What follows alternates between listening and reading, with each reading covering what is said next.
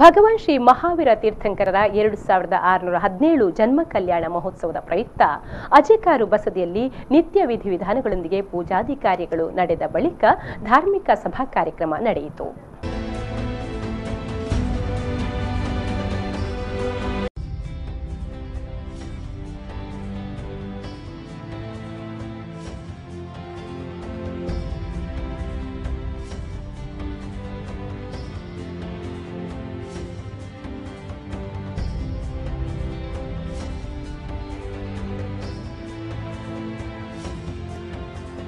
ಇದೇ ಸಂದರ್ಭ ದಿವಂಗತ ಗುಣವತಿ ಅಮ್ಮನವರ ಸ್ಮರಣಾರ್ಥವಾಗಿ ಪ್ರತಿಭಾವಂತ ಜೈನ ವಿದ್ಯಾರ್ಥಿನಿಯರಿಗೆ ಶ್ರೀಮತಿ ಜಯಮ್ಮ ಮತ್ತು ಸಂಪತ್ ಕುಮಾರ್ ಪದ್ಮಪ್ರಿಯಾ ಕಡ್ತಲ ಇವರು ವಿದ್ಯಾರ್ಥಿ ವೇತನವನ್ನು ನೀಡಿದರು.